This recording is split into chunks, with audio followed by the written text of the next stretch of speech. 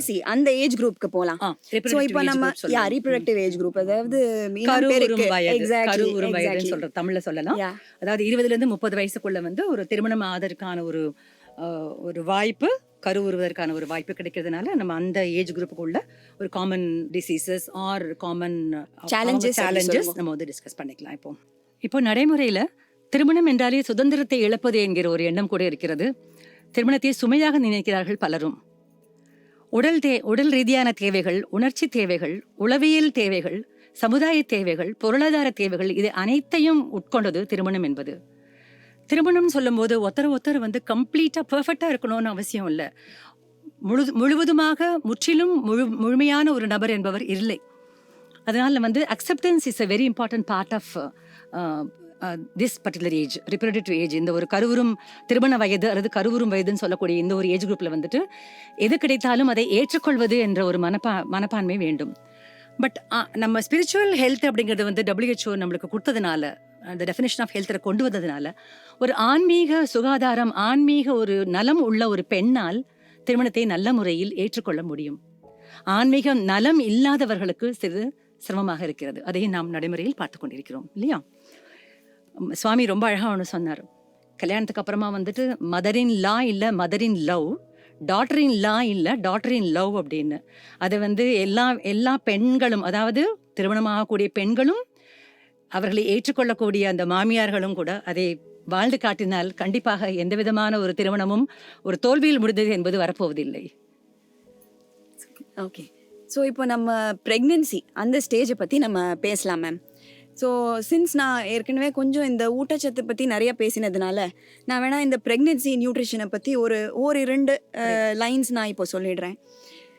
First ஒரு misconception ஒன்று இருக்குது. என்னென்னா, யோ ப்ரெக்னென்ட், நீ நிறையா சாப்பிடணும், நீ 2 பேருக்கு சேர்த்து சாப்பிடணும் அப்படிங்கிறது.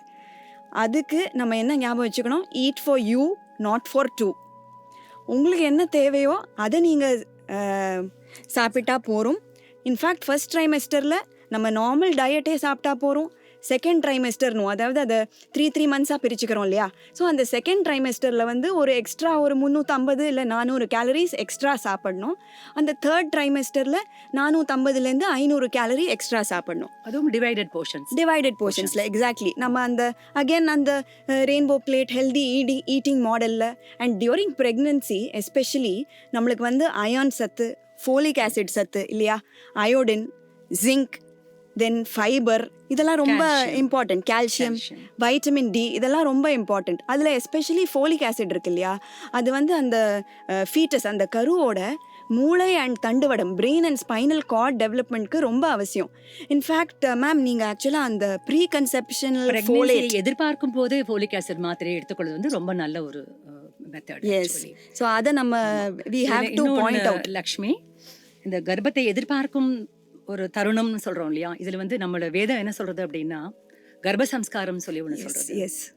அந்த கர்ப்பத்தை எதிர்பார்க்கும் போது அந்த பெற்றோர் ஆக போகும் அந்த கணவன் மனைவி என்ற அந்த தம்பதியினர் எப்படிப்பட்ட ஒரு மனப்பக்குவம் இருக்க வேண்டும், எப்படி ஒரு மனதை நம்ம அமைதியாகவும் ஒரு ஒருத்தருக்கு ஒருத்தர் அதிகமான ஒரு கவனிப்பு, ஒரு பொறுப்பு, இது அன்பு பகிர்ந்து கொள்ளுதல், இதெல்லாம் இருக்கணும் அப்படிங்கிறது வந்துட்டு கர்ப்ப சம்ஸ்காரத்துல சொல்லியிருக்கிறாங்க. அப்ப இதனால என்ன நம்மளுக்கு நன்மை கிடைக்குது அப்படின்னா, அந்த உருவாக போகும் கரு நல்ல ஒரு மனநிலையுடனும் நல்ல ஒரு உடல் நலத்துடனும் உருவாகிறது என்பது வந்து அறிவியல் பூர்வமான உண்மை. Yes, absolutely. ஏன்னா இப்போ வந்து அந்த நம்ம வயத்தில் இருக்கிற ஃபீட்டஸ் வந்து it can hear what you see, what you say, what you speak அப்படின்னு சொன்னதுனால நம்ம இது ஒன்றும் புதுசு இல்லை நம்மளுக்கு. நம்ம புராணாஸ்லேயே இதை பற்றி ப்ரூஃப் இருக்குது இல்லையா? பிரஹ்லாதா வந்து அந்த ஓம் நமோ நாராயணான்னு எப்படி அவன் கேட்டான், அந்த நாரதர் சொல்கிறச்சே அவன் அம்மா வயத்தில் இருக்கிறச்சே கேட்டது இல்லையா? அதே போல அந்த அபிமன்யுவோட எக்ஸாம்பிளுமே இருக்கு. பத்மவியூகத்துக்குள்ள நுழையறதுக்கு தெரியும், வெளியில வரதுக்கு தெரியல. இது வந்து நம்மளுக்கு எல்லாருக்கும் தெரிஞ்ச கதை தான். ஆனா ஒன்னு சமீபத்தில் உனக்கு கேள்விப்பட்டேன் லட்சுமி. கேப்ரியல்னு சொல்லிட்டு ஒரு வெளிநாட்டு ஒரு பெண்மணி, அவர்கள் வந்து சமஸ்கிருதத்தில் நிறைய ஒரு அறிவு அவங்க ஏற்படுத்திக் கொண்டிருக்கிறார்கள். நிறைய ஸ்லோகங்கள், வேதங்கள் சொல்கிறார்கள். அவர்களை வந்து ஒரு நேர்முக காணல், அதாவது இன்டர்வியூ பண்ணக்கூடிய ஒரு பத்திரிகை நிபுணர் கேட்கும்போது அவங்க கேட்குறாங்க, எப்போது நீங்கள் சான்ஸ்கிரிட் கற்றுக்க ஆரம்பிச்சிங்கன்னு சொல்லிட்டு அவங்க சொன்ன ஒரு பதில் ரொம்ப ஆச்சரியகரமாக இருந்தது. என்னுடைய தாயார் நான் அவர்கள் வயிற்றில் பெண் சிசுவாக இருக்கும்போது சான்ஸ்கிரிட் அதிகமாக கற்றுக்கொண்டார்கள். வேதங்கள் சொல்ல ஆரம்பித்தார்கள். அதனுடைய தாக்குதலாக எனக்கு வந்திருக்கலாம்னு சொல்றாங்க. சரி, நம்மளுக்கு தெரிஞ்ச விஷயங்களை நம்ம வந்து மேல்நாட்டவர் சொல்லும்போது ரொம்ப அதிகமாக நம்ம வந்து அதை ஏற்றுக்கொள்ளக்கூடிய மனப்பக்குவத்துக்கு தயாராயிட்டு இருக்கிறோம் இப்போ. இன்னொரு ஒரு பாயிண்ட், இப்போ இந்த கர்ப்ப சம்ஸ்கார் இந்த வழிமுறையில வந்த ஒரு தாய், அவ பெற்றெடுக்கும் குழந்தை வந்து பால் விகாஸ்க்கு ஒரு ரெடிமேட் ரா மெட்டீரியல் இல்லையா? அது அப்படியே கையில நம்மளுக்கு அப்படியே கையில வந்து விழருது, அப்படி ஒரு ரா மெட்டீரியல் நம்ம மோல்ட் பண்றதுக்கு. ஸோ ரெடிமேட் பால் விகாஸ் மெட்டீரியல் அந்த குழந்தை இல்லையா? கர்ப்ப சம்ஸ்காரம் சொல்லும் போது அந்த ஒரு 3வது மாதம் செய்யக்கூடிய பும்சவனம் சொல்லுவாங்க, 5வது 7வது மாதம் சொல்லக்கூடிய ஸ்ரீமந்தம், வளைகாப்பு சொல்லுவாங்க. இதெல்லாம் கூட அந்த ஒரு வேத மந்திரங்களுடைய உச்சரிப்பினால அந்த கருவுற்றிருக்கும் தாய் ஆரோக்கியமாக இருக்க வேண்டும், கருவில் உருவாகும் குழந்தை ஆரோக்கியமாக வர வேண்டும், பிரசவம் ஒரு சுகமானதாக எந்த விதமான ஒரு காம்ப்ளிகேஷன்ஸ் இல்லாமல் நல்ல முறையில் சுகமாக இருக்கணும் அப்படிங்கிறது எல்லாமே வேண்டி கடவுள்கிட்ட வேண்டது மட்டும் இல்லை, பெரியவருடைய ஆசீர்வாதத்தையும் வேண்டக்கூடியது. அங்கே வரக்கூடிய எல்லாருமே நல்ல முறையில் அவங்களை வாழ்த்தி ஆசீர்வாதம் செய்து அதை ஒரு மகிழ்ச்சிகரமான அந்த பெண்ணை வைத்துக் கொள்வதாக ஒரு நிகழ்ச்சியாக இருக்கிறது. ப்ரெக்னன்சி கன்ஃபர்மேஷன் சொல்லிட்டு நம்மள்ட்ட ஒரு பெண்மணி வரும்போது முதல்ல என்ன பண்ணுறோம், அவங்க யூரின் டெஸ்ட் பண்ணி பார்த்துட்டு வந்துடுறாங்க. ஆனால் ஆரோக்கியமான கர்ப்பமானு பார்க்கறதுக்காக உள்ளது அந்த சிகிச்சை வந்து ரத்த பரிசோதனை நம்ம வந்து பண்ணுறோம். அந்த blood levels of pregnancy hormones பார்த்துட்டு 2 வேல்யூ பார்த்து நல்ல ஆரோக்கியமான ஒரு கர்ப்பம் அப்படிங்கிறத வந்து முன்னாலேயே உறுதிப்படுத்தி ஜோசியம் சொல்கிற மாதிரி முன்னாலேயே உறுதிப்படுத்தக்கூடிய ஒரு வாய்ப்பு இருக்கிறது. அதே மாதிரி ஆபத்தான இடத்தில் அமையாத கர்ப்பம்னு தெரிஞ்சுக்கிறதுக்கான ஒரு வாய்ப்பும் இருக்கிறது. அந்த ஒரு ஏர்லி ப்ரெக்னன்சி ஸ்கேன், அந்த ஸ்கேன் வந்து கர்ப்பப்பையில் சரியாக அந்த கரு பொருந்தி இருக்கிறதா என்பதை நாம் பார்ப்பதற்கு கிடைக்கிறது. Ultrasound imaging is something very very wonderful. நம்ம சயின்ஸ் வந்துட்டு சுவாமி வந்து டெக்னாலஜின்னு சொல்லுவார், ஆனால் நிறைய இடத்துல அது உபயோகமாகவும் இருக்கிறது. அதில் ஒரு எக்ஸாம்பிள் நம்மளுடைய அல்ட்ராசவுண்ட் ஸ்கேன் சொல்லலாம். அந்த 3வது மாதம் எடுக்கக்கூடிய அந்த ஒரு முக்கியமான ஒரு பரிசோதனை என்னன்னு கேட்டால் ஃபர்ஸ்ட் ட்ரைமஸ்டர் ஸ்கிரீனிங். மரபு அணுக்கள் தாக்குதல் மூலமாக வரக்கூடிய ஒரு சில நோய்களே கர்ப்பத்தில் 3வது மாதமே நம்ம கண்டுபிடிக்கிறதுனால அந்த குழந்தை பற்றிய நிறைய இன்ஃபர்மேஷன்ஸ் தெரியறது. 5வது மாதம் பண்ணக்கூடிய ஒரு ஸ்கேன் வந்து என்னன்னு கேட்டால், நான் வந்து ரொம்ப ஒரு ஜோவியலாக பேஷண்ட்ஸ்க்கு புரிய வச்சு கொடுப்பேன். மேனுஃபேக்சரிங் டிஃபெக்ட் அப்படி சொல்லுவேன். அதாவது கருவில் உருவாகும் அந்த குழந்தைக்கு எந்த விதமான பிறவி சம்பந்தப்பட்ட குறைபாடுகளும் இல்லாமல் இருக்கிறதான்னு பார்க்கறதுக்காக வேண்டி இதெல்லாம் ரொம்ப முக்கியமாக வந்து ரொட்டீனாக நம்ம எல்லாருமே செஞ்சுக்க வேண்டிய, கர்ப்பிணி பெண்களுக்கு செஞ்சுக்க வேண்டிய ஒரு பரிசோதனைகள். இதனால் எந்த விதமான தாக்குதலும் இல்லை அப்படிங்கிறது நம்ம நேயர்கள் எல்லாருமே வந்து புரிஞ்சுக்கணும். இன்னொன்று வந்து லா ஆஃப் 10 சொல்லுவாங்க. ஒரு கர்ப்பம் ஒரு 10 மாத காலம் அப்படிங்கிறது வந்து பொதுவான ஒரு கணக்கு. அந்த 10 மாத காலத்திற்குள் 10 முறை பரிசோதனைக்கு சென்றிருக்க வேண்டும். 10% ஹீமோகுளோபின் பர்சன்டேஜ் இருக்கணும். ரத்த சோகை இருந்தால் கர்ப்பம் ஆவதற்கு முன்னாலேயே ரத்த சோகை இருந்தால் அதை சரி செய்து கொண்டு, இல்லை வேற ஏதாவது நோய், இப்போ நீரிழிவு நோய் இருந்தால் அதை நல்ல முறையில் ஒரு கண்ட்ரோல் கொண்டு வந்துட்ட பிறகுதான் கர்ப்பத்துக்கே வந்து அவங்க ட்ரை பண்ணணும், அவங்க அதை பற்றி யோசிச்சு பார்க்கணும் அப்படிங்கிறதுலாம் வந்துட்டு இப்போ கரண்ட் மெடிக்கல் அட்வைஸில் ரொம்ப இம்பார்ட்டன்ட் அட்வைஸ் அதெல்லாம்.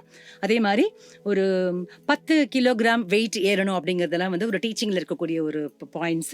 அண்ட் தென் 10 ஹவர்ஸில் வந்து ஒரு கர்ப்பிணி பெண்ணுக்கு ஒரு பிரசவ வலி ஏற்பட்டால் 10 மணி நேரத்திற்குள் அந்த பிரசவம் ஆகும்படியாக அமைய வேண்டும் அப்படிங்கிறதெல்லாம் வந்துட்டு ரூல் ஆஃப் 10 சொல்லுவோம். அது very very easy to follow and பப்ளிக்கும் தெரிஞ்சுக்கிறது வந்து நல்லது. ஓகே, ஸோ இப்போ ஒரு ஹெல்தி ப்ரெக்னென்சி ஆயாச்சு, ஒரு ஹெல்தி பேபியும் டெலிவர் பண்ணியாச்சு. பட் அந்த போஸ்ட் ப்ரெக்னென்சி பீரியட், அதாவது போஸ்ட் பார்ட்டம் பீரியட்னு சொல்லுவோம், அந்த பீரியடில் ஒரு பெண் வந்து பல சேலஞ்சஸ் ஃபேஸ் பண்ணுறா. ஃபஸ்ட்டு அந்த ஹார்மோன்ஸ் ஒரு வெள்ளம் மாதிரி ஒரு தாக்கம், அதில் வந்து இமோஷ்னலி அவள் லோவாக தான் இருக்கா. அது போஸ்ட்மார்ட்டம் ப்ளூஸ்னு சொல்லுவோம். பட் இந்த ப்ளூஸுங்கிறது 2 வாரத்துக்கு மேலே அது வந்து எக்ஸ்டெண்ட் ஆகுது இல்லை. இன்கேஸ் அது 2 வாரத்துக்கு மேலே எக்ஸ்டெண்ட் ஆகுது, அவள் ரொம்ப மன சோர்வாக இருக்கா அப்படின்னா போஸ்ட்மார்ட்டம் டிப்ரெஷன் அப்படின்னு நம்ம சொல்கிறோம். அது பல சமயம் 1 ஆண்டு 2 ஆண்டு கூட அவ்வளோ எக்ஸ்டெண்டடாக போகிறது. அந்த மாதிரி ஒரு போஸ்ட்மார்ட்டம் டிப்ரெஷனில் இருக்கிற ஒரு தாய் அவளால் தன் குழந்தைய கூட சரியாக பார்த்துக்க முடியறதில்ல, ஃபீட் கூட பண்ண முடியாமல் எத்தனையோ ப்ராப்ளம்ஸ் ஃபேஸ் பண்ணுறா. நான் இதை தவிர ஒரு ஸ்ட்ரெஸ்ஸுக்கான பல ரீசன்ஸ் இருக்குது. ஒன்று, டெலிவரிங்கிறது அந்த உடம்பு அளவில் ஒரு ரொம்ப பெரிய ஸ்ட்ரெஸ், ஃபிசிக்கலி ஆல்சோ. ஸோ அதுலேருந்து அந்த பாடி வந்து பவுன்ஸ் பேக் ஆனும் இல்லையா? தூக்கமின்மையும் ஒரு முக்கியமான காரணம். தூக்கமின்மை, அப்புறம் பிரெஸ்ட் ஃபீடிங், அது ஒரு எவ்வளோ பெரிய ரெஸ்பான்சிபிலிட்டி. அந்த தாய்ப்பால் ஊட்டுறதுங்கிறது அந்த ஃபஸ்ட்டு 6 months எக்ஸ்க்ளூசிவாக ஒன்லி தாய்ப்பால் ஃபீட் பண்ணுறதுங்கிறது நம்மளோட WHO ரெக்கமெண்டேஷன் இல்லையா? ஸோ அதை வந்து நம்ம பண்ணியே ஆனோம் அப்படிங்கிற அந்த முனைப்பிலேயே பல தாய்கள் வந்து நைட்டு தூக்கம் இல்லாமல் 2 மணி நேரத்துக்கு ஒரு தடவை ஃபீட் பண்ணிட்டு, so it takes a toll on their இவ்வளவு ஹெல்த். நாளா கவர்மெண்ட் ரூல்ஸ் பிரகாரம் 6 மாதங்கள் தான் வந்து ஒரு பிரசவித்த தாய்க்கு விடுமுறை கிடைத்தது. இப்போதுதான் 9 மாசமாக வந்து அதை அதிகரித்திருக்கிறாங்க இல்லையா? இது வந்து அந்த ரொம்ப 6 மாசத்துக்கு அப்புறம் அவங்க திரும்ப அவங்க டியூட்டி ஜாயின் பண்ணணும், ஜாபுக்கு போகணுங்கிற போது கண்டிப்பாக அதனுடைய தாக்குதலும் ஒரு ஏற்படக்கூடிய வாய்ப்பு இருக்குது. குழந்தைய கவனிக்கணும், ஃபேமிலி ஒர்க்கு பார்த்துக்கணும், ப்ளஸ் அவங்களுடைய ஜாபை பற்றியும் கேரியர் அந்த ப்ரமோஷன்ஸ் அதையும் அவங்க வந்து பெர்ஃபார்மன்ஸும் பார்த்துக்க வேண்டிய அவசியம் வருது.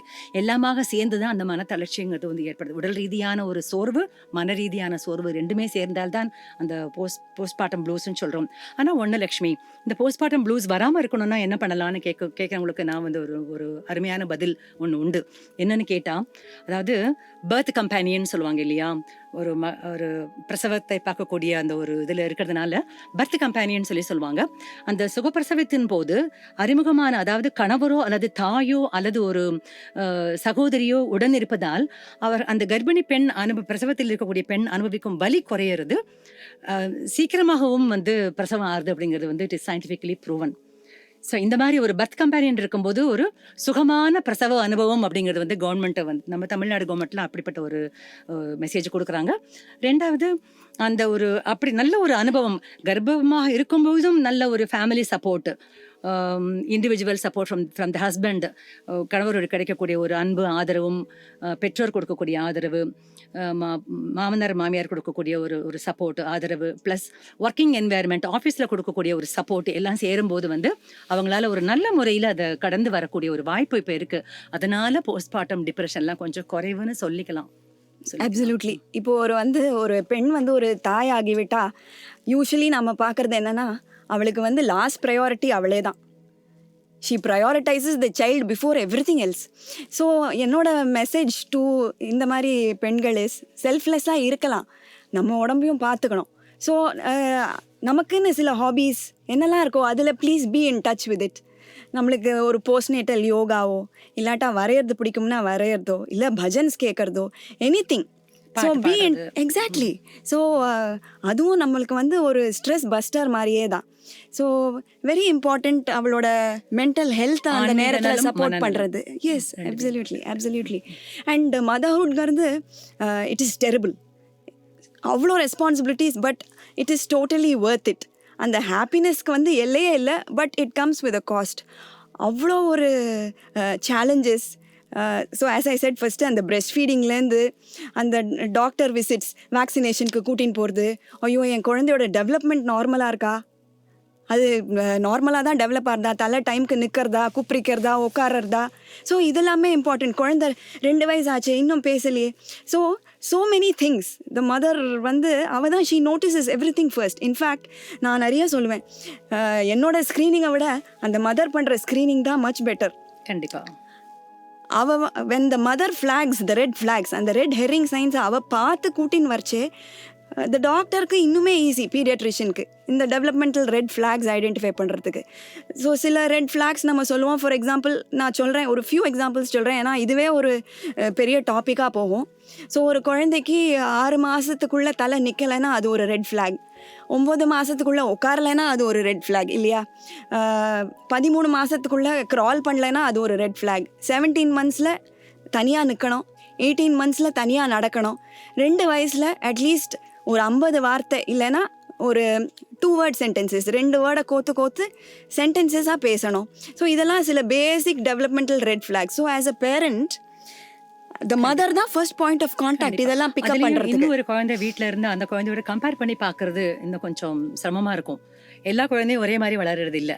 அந்த வீட்டிலேயே இன்னொரு ஒரு தம்பதியினுடைய குழந்தை இருந்தால் அதோட கம்பேர் பண்ணி பார்ப்பாங்க. So we should never compare children even amongst one's own siblings. Yes, absolutely. ஏன்னா இப்போ வந்து நம்ம எல்லாம் டெவலப்மெண்டல் கர்வ்ஸ் அப்படின்னு சொல்கிறோம். க்ரோத் கர்வ்ஸ் இருக்குது, ஹைட் வெயிட்டுக்கு இருக்குது, டெவலப்மெண்ட்டுக்குமே இருக்குது. பட் ஒரு குழந்தை வந்து அதோட டெவலப்மெண்டல் கர்வ் வந்து அதோட ஜெனட்டிக் கான்ஸ்டிடியூஷனில் இன்கிரெயின்டாக இருக்குது. ஸோ இதெல்லாம் ரெஃபரன்ஸ் நார்ம்ஸ் தான். But every child is unique. நம்ம வந்து அதை கம்பேரே பண்ணக்கூடாது. எஸ், அஃப்கோர்ஸ் நம்ம சைல்டோட health important, nutrition important, development important, but give the child the opportunity to flourish. தாய்ப்பால் கொடுப்பதை பற்றி பேசணும் இல்லையா? இப்போ வேதங்கள் என்ன சொல்கிறது அப்படின்னா, தாய்ப்பால் கொடுக்கும் ஒரு பிரசவித்த தாய் வலது மார்பகத்தில் குழந்தைக்கு பால் கொடுக்கும்போது ஸ்ரத்தா சுக்தமும், இடது மார்பகத்தில் கொடுக்கும்போது மேதா சுக்தம் சொல்லுவது வந்து நல்லதுன்னு சொல்லி, அப்போ அந்த அளவுக்கு வந்து நம்மளுடைய வேதங்கள்ல வந்து சொல்லி கொடுத்துருக்காங்க. ஒவ்வொரு ஒரு அன்றாட வாழ்க்கையில் நாம் எப்படி வாழ வேண்டும் என்பதை இந்த இந்த சின்ன சின்ன விஷயங்கள் மூலமா கூட நிறைய கத்துக்க வேண்டியது இருக்குது. வேதம் என்றால் மறை என்று சொல்வார்கள் தமிழில். மறை என்றால் மறைமுகமாக கற்றுக் கொடுப்பதுன்னு கூட நம்ம தெரிஞ்சுக்கலாம். இந்த மாதிரி ஒரு விஷயங்களை நம்ம தெரிஞ்சுக்கும் போது. எஸ். அப்புறம் நம்ம இஃப் வி பிலீவ் தட் நம்ம வயத்துல வந்து வைஸ்வானரா அந்த ஃபயர் இருக்கு இல்லையா, அதுக்கு தானே நம்ம வந்து பிரம்மார்ப்பணம் சொல்கிறோம், அகம் வைஸ்வானரோ பூத்வான்னு சொல்கிறோம். ஸோ நம்ம வந்து ப்ரேயரோட நம்ம வந்து ஒரு நம்மளோட பேபிக்கு ஃபீட் பண்ணோம்னாக்க ஆக்சுவலாக நம்ம ஒரு ஹவனே பண்ணுறோம். அப்படி if we believe that it is a fire, நம்ம பால் விடுறோம் ஒரு ஹவனுக்கு, ஹோமத்துக்கு. அது மாதிரி கூட நம்ம அந்த ஆங்கிளில் கூட நம்ம யோசிக்கலாம் இல்லையா? ஓகே. ஸோ நெக்ஸ்ட் நம்ம அடுத்த ஏஜ் குரூப்புக்கு போகலாமா? நம்ம போகலாம். ஸோ 30 to 40 இயர்ஸில் என்ன மாதிரி மெடிக்கல் ப்ராப்ளம்ஸ் பெண்கள் ஃபேஸ் பண்ணுறா, அதை தாண்டி அந்த 40+ மெனோபாஸ் அப்போது என்ன மாதிரி ப்ராப்ளம்ஸ் ஃபேஸ் பண்ணுறா, ஒரு குவிக்காக நம்ம ஒரு பேர்ட்ஸ் ஐ வியூ பார்க்கலாமா? கொண்டு போகலாம். கண்டிப்பாக. இந்த 30-40 வயசுன்னு சொல்லும்போது வந்து மோஸ்ட்லி அந்த அந்த கர்ப்பமாவது, குழந்தை வளர்ப்பது, அதையெல்லாம் தாண்டி பேரண்டிங், மெயின் ரோல் பேரண்டிங்கிறது வந்து அந்த ஏஜில் தான் வருது உங்களுக்கு 30 to 40. ஸோ பிகாஸ் கேரியரில் நம்ம அதிகமான ஒரு கவனம் செலுத்தி நம்மளது குடும்பத்தையும் வீட்டு பொறுப்பையும் நம்மளது அலுவலகத்தை பொறுப்பையும் நம்ம வந்து பேலன்ஸ் பண்ணி கொண்டு போகும்போது சில இடங்களில் வந்து ஏதோ ஒன்று கம்மியாகிறதுக்கான ஒரு வாய்ப்பு இருக்குது அந்த பேலன்ஸில். ஸோ அந்த மாதிரி சமயத்தில் வந்துட்டு ஒரு பெண்ணின் மனநிலை எப்படி இருக்குன்னு சொன்னால், நம்ம சரியாக செய்கிறோமா, நம்ம நல்லா வளர்த்துருக்குறோமா, அந்த மாதிரிலாம் தனக்கு தானாகவே வந்து ஒரு தாழ்வு மனப்பான்மை ஏற்படலாம், தன்னம்பிக்கை வந்து குறைந்து போகலாம். அதெல்லாம் ஏற்படக்கூடிய ஒரு காலகட்டம் இந்த 30-40 வயசுக்குள்ள. ஏன்னா ரெண்டையும் பேலன்ஸ் பண்ணணும், work place and family. So இப்போ அவங்க ஃபிசிக்கலாக பார்க்கக்கூடிய ஒரு நோயின்னு சொல்லி சொன்னோம் அப்படின்னா பாலிசிஸ்டிக் ஓவரிஸ் சொல்லிட்டு ரொம்ப காமனாக இப்போ எல்லாருமே வந்து பேசிக்கிறாங்க அதை பற்றி. எனக்கு பிசிஓ நோய் இருக்குன்னு வந்து உட்காடுறாங்க ஓபியில் வரும்போது. அவங்களாவே அந்த சொந்தத்தில் டயக்னோசிஸை சொல்லிட்டு வந்து ஓபியில் வந்து உட்காடுறாங்க. இந்த பிசிஓ வந்து இந்த 30-40 வயசில் மட்டும் இல்லை, 13-14 வயசில் அந்த பருவம் அடைந்த வயதிலிருந்தே வந்து வருவதற்கான ஒரு வாய்ப்பு இருக்கிறது. ஆனால் அந்த பிசிஓவை பெரிய ஒரு நோயாக பூதக்கண்ணாடி வைத்து நம்ம பெருசுப்படுத்தி பார்க்க வேண்டிய ஒரு அவசியம் இல்லை. ஏன்னா இது வந்து ஒரு முகப்பரு ஏற்படுவதை போல ஒரு ஹார்மோனல் சேஞ்சஸ்னால வரக்கூடியது அந்த பிசிஓ அப்படிங்கிறது. பிசிஓ அப்படின்னா பாலிசிஸ்டிக் ஓவரிஸ்ன்னு சொல்லி சொல்றோம் இல்லையா, அதாவது அந்த கருமுட்டை பை அல்லது சினை பையில் ஏற்படக்கூடிய சின்ன சின்ன ஒரு நீர்க்கட்டிகள். அதை நான் பொதுவாக என்னுடைய ஒரு பேஷண்ட்ஸ் வந்து உட்காரும்போது எப்படி எக்ஸ்பிளைன் பண்ணி சொல்லுவேன் அப்படின்னா, ஒரு செடியில் வந்து ஒரு பூ ஒரு மலருது அப்படின்னா வந்து இந்த ஒரு ovulation is equal to flower blooming அப்படின்னு சொல்லி சொல்லுவேன். அதாவது எப்படி வந்து ஒரு அரும்பு வந்து மலராக மாறுகிறதோ, ஒரு சின்ன அரும்பாக அந்த அந்த அரும்பு அந்த மலருடைய அந்த வண்ணம் எதுவாக இருக்கும் என்று தெரியாத ஒரு அரும்பு அந்த ஸ்டேஜில் அந்த கேலிக்ஸ் வந்து பச்சை கலரில் மூடி இருக்கும், அவ்வளோதான். அதுக்கு அடுத்த நாள் போய் அந்த செடியில் பார்க்கும்போது, ஒரு செடியில் போய் பார்க்கும்போது அடுத்தாப்புல கொஞ்சம் போல ஒரு கலர், நான் நாளைக்கு வந்து ரெட் கலரில் ஒரு பூ பூக்க போகிறேன் அப்படின்னு வந்து காட்டி கொடுக்குறது. அதுக்கப்புறம் அடுத்த ஒரு நாளை போய் பார்க்கும்போது இன்னும் கொஞ்சம் பெரிய மொட்டா, நான் நாளைக்கு மலர்ந்துடுவேன்னு சொல்லக்கூடிய ஒரு ஸ்டேஜில் அது இருக்கும். 4வது நாள் நம்ம பார்க்கும்போது வந்து அது அழகாக அந்த சிவப்பு கலராக ஒரு ரோஜாவோ இல்லை ஒரு பூவாகவோ அரளியாகவோ மலர்ந்து வருது இல்லையா. அப்படி இந்த மலர்வதற்கான ஒரு சக்தியை அந்த மலர் அந்த அரும்பு இழந்து விட்டால் அது என்ன ஆகும்? அந்த செடி பூரா போய் பார்க்கும்போது ஒரு அரும்பா மட்டும்தான் இருக்கும், மலர்களே அங்கே இருக்காது. உருவாகக்கூடிய அரும்பு, காய்ந்து விழக்கூடிய அரும்பு, இந்த 2 ஸ்டேஜ் தான் அதில் இருக்கும் இல்லையா. அதே மாதிரியா அந்த கருமுட்டை வளர்ச்சி, அந்த ஃபாலிக்கல் க்ரோத்னு சொல்லக்கூடிய அந்த ஒரு பெண் பாலுக்கு தேவையான அந்த ஹார்மோன்ஸ் சம்மந்தப்பட்ட அந்த உருவாகக்கூடிய அந்த ஒரு ஃபாலிக்கல், கர்ப்பத்துக்கு லாயக்காக வரக்கூடிய அந்த பெண் அணு சொல்லப்போனால் அது வந்து சரியாக வளர முடியாமல் இம்மெச்சூர் ஃபாலிகல்ஸாக நின்று போகிறது தான் வந்து இந்த பாலிசிஸ்டிக் ஓவரிஸ்ன்னு சொல்கிறது. அப்போ இது எப்படி நம்ம வந்து அது திரும்ப சிமிலர் ஒரு ஈக்குவேஷன் சொல்லணும் அப்படின்னா, கொலஸ்ட்ராலுக்கு அந்த கொழுப்பு சத்திலிருந்து வரக்கூடிய ஒரு ஆண் ஹார்மோன், அந்த ஆண் ஹார்மோன்லேருந்து வரக்கூடிய பெண் ஹார்மோன் ஃபைனல் ஸ்டெப்பு, அந்த கன்வர்ஷன் ரேஷியோ கொஞ்சம் குறைவாக ஏற்படும் போது ஆண்களுக்கான ஹார்மோன்ஸ் கொஞ்சம் நம்ம எதிர்பார்க்கிறதை விட கொஞ்சம் கூட வரதுனால வந்து அந்த பாலிசிஸ்டிக் ஓவரிஸினுடைய அந்த வெளிப்பாடு, உடல் ரீதியாக வெளிப்பாடு ஏற்படக்கூடிய அந்த ஒரு லட்சணங்கள் ஏற்படுது. என்னன்னு கேட்டால் அந்த ஒரு மாதவிடாய் சரியாக வராமல் இருப்பது, முகத்தில் பரு ஏற்படுவது, எண்ணெய் பசை அதிகமாக ஏற்படுவது, அதன் பிறகு தலைமுடி உதிர்தல், தேவையற்ற இடங்களில் முடி அதிகமாக வளர்வது, அந்த நம்முடைய மேல் உதடுக்கு மேல் அல்லது மார்பகத்தில் இல்லை கைகளில் வந்து தேவையற்ற இடங்களில் முடி வளருதல், அப்புறம் கழுத்திலையும் இல்லை கைகள்லாம் வந்து கொஞ்சம் கருத்த தடியான அந்த தோல் ஸ்கின் சேஞ்சஸ் அக்காந்தோசிஸ் சொல்லுவோம் நம்ம, இதெல்லாம் ஏற்படுறது வந்து சகஜம் அந்த ஒரு நோயில. இந்த பாலிசிஸ்டிக் ஓவேரியன் டிசீஸ்ன்னு சொல்லும் போதே வந்து சிண்ட்ரோம்ங்கிறது வேற, டிசீஸ்ங்கிறது வேற. நம்ம நார்மலா ஒரு ஸ்கேன் எடுத்து பார்க்கும்போது அதுல வந்து பாலிசிஸ்டிக் ஓவேரியன் சேஞ்ச் இருக்கு அப்படின்னு ஒரு ஸ்கேன் டாக்டர் சொல்றதை வச்சு நிறைய பேர் பயந்து போயிடுறாங்க. பட் இந்த பாலிசிஸ்டிக் ஓவரிஸ் அப்படிங்கிறது வந்து நம்ம கண்டிப்பாக அதனுடைய அந்த அந்த ஒரு ஸ்கேன்ல அதனுடைய ஒரு அந்த ஒரு ஸ்ட்ரக்சர் மாறாம போகலாம். ஆனா அதை நம்ம கண்டிப்பாக நம்ம வந்துட்டு மாறுதல் ஏற்படுத்த முடியும் ஒரு ப்ராப்பர் அப்ரோச் இருக்கும்போது. மருத்துவ ரீதியாக மட்டும் இல்லை, முதலாக நம்ம செய்ய வேண்டிய ஒரு முயற்சி என்னன்னு கேட்டா, இது இந்த பாலிசிஸ்டிக் ஓவரிஸ் அண்ட் ஒபிசிட்டி, அதாவது உடல் பருமன்கிறது வந்து எப்பவுமே சேர்ந்துதான் இருக்கும், ஒண்ணு சேர்ந்துதான் இருக்கும். உடல் பருமன்னால பாலிசிஸ்டிக் ஓவரிஸ் வந்ததா, மாதவிடாய் வந்து தாமதித்து வருகிறதா, இல்லது அந்த மாதவிடாய் தாமதித்து வருவதால் பிசிஓ இருக்கிறதுனால வந்து உடல் பருமன் ஏற்படுதா, திரும்ப ஒரு கோழி வந்ததா முட்டை வந்ததா முதல்லங்கிற அதே மாதிரியான ஒரு கொஸ்டின் நம்ம முன்னால சொன்னது மாதிரியாவே. அப்போ வந்து அந்த உடல் பருமனை குறைப்பதற்கான எல்லா விதமான ஒரு முயற்சியும் நம்ம எடுக்கணும். இரண்டாவது அந்த யோகா, மெடிடேஷன், அந்த டைம்லி ஃபுட். நம்ம திரும்ப நம்ம எந்த நம்ம ஒரு இதை பார்த்தாலும் food, exercises and then sleep. நாலாவதாக வந்து training the mind, take it away from the disease aspect சொல்ல போனா இல்லையா. இந்த நாளும் சொல்லுவோம் இல்லையா, ரொம்ப ஒரு சிறந்த ஒரு ஆன்மீக ஒரு பெரியவர் ஒருத்தர் சொல்லது நான் கேள்விப்பட்டேன், லக்ஷ்மி, FESTன்னு சொல்றாரு. Food, exercise, sleep and training the mind, அதாவது controlling your mind, your response towards the disease. இப்போ இந்த நாளும் வந்து FESTன்னு சொல்கிறோம் இல்லையா, அந்த ஃபெஸ்ட் அப்படிங்கிறது வந்து நம்ம வந்து அது நல்ல முறையில் அந்த உணவு, தூக்கம், நம்மளுடைய மனநிலை, நம்மளோட உடற்பயிற்சி, அன்றாடம் செய்யக்கூடிய அந்த உடல் சம்மந்தப்பட்ட ஒரு உடல் உழைப்பு, இதெல்லாம் செய்யறதுனால அந்த ஃபெஸ்ட், அந்த நாளே நம்ம நல்லா பண்ணினோம் அப்படின்னா நம்ம லைஃப் வந்து ஒரு ஃபெஸ்டிவலாக இருக்கும். நம்ம அந்த ஃபெஸ்ட்டுங்கிறது வந்து ஆரம்பத்தில் ஃபுட்டில் ஆரம்பித்து நம்ம வந்து புவராக நம்ம சரியாக கவனிக்காமல் வச்சுட்டோம் அப்படின்னா த ஃபெஸ்ட் பிகம்ஸ் பெஸ்ட் அப்படின்னு சொன்னார். எவ்வளோ அருமையான ஒரு எக்ஸ்பிளனேஷன், எல்லாரும் புரிஞ்சுக்க முடியா. ஸோ உணவு, உடற்பயிற்சி, அதுக்கு பிறகு வந்து நல்ல ஒரு தேவையான ஒரு தூக்கம், அந்தந்த வயதுக்கு ஏற்றபடி ஒரு தூக்கம். 8 மணி நேரம், 10 மணி நேரம், வளரக்கூடிய குழந்தைகளுக்கு அதிகமான தூக்கம் தேவை, வளர்ந்த பருவத்தில் ஒரு 8 மணி நேரம் தேவை. இந்த 20-30 வயசு, 30-40 வயசு வரும்போது குறைந்தபட்சம் 8 மணி நேரம், 7 மணி நேரம் ஒரு தூக்கம் தேவையா இருக்குது. அது கூட இப்போ வந்துட்டு செல்போன்ஸ் வந்ததுனாலையும் மீடியா வந்ததுனாலையும் ஆஃபீஸ் ஒர்க்கிங் ஹவர்ஸ், அதாவது ஒர்க் அண்ட் ஆஃபீஸ் பேரியர்ஸ் நம்ம வந்துட்டு அந்த ஒரு டெரிட்டரி, ஒரு பவுண்டரி இல்லாமல் வீட்டுக்கு ஆஃபீஸை கொண்டு வந்துடுறோம், ஆஃபீஸ்க்கு வந்து வீட்டு பிரச்சனையை கொண்டு போயிடுறோம். அதனால அந்த ஒரு பேலன்ஸ் இல்லாததுனாலே நம்ம வந்து அதிகமாக தூக்கம் கெட்டு போவதனாலேயே அதிகமான நோய் வந்து நம்ம வந்து ஃபேஸ் பண்ண வேண்டியதா இருக்கு. ஸோ நீங்கள் அந்த ஃபெஸ்ட்டுன்னு சொல்கிறச்சே எனக்கு சுவாமி சொன்னது ஒன்று ஞாபகம் வந்தது. சுவாமி வந்து ஹரி, வரி, கரி அப்படிம்பார் இல்லையா, அந்த ஒரு கார்டியாலஜி கான்ஃபரன்ஸில் சுவாமி இதை ஒரு 3 வேர்ட்ஸில் முடிச்சுட்டார். ஏன் வருது அப்படிங்கிறது, ஹரி, வரி, கரி, இது இல்லாம இருந்தாலே we are going to be healthy அப்படின்னு சுவாமி சொல்லியிருக்காரு. We'll be worshipping Hari. Yes.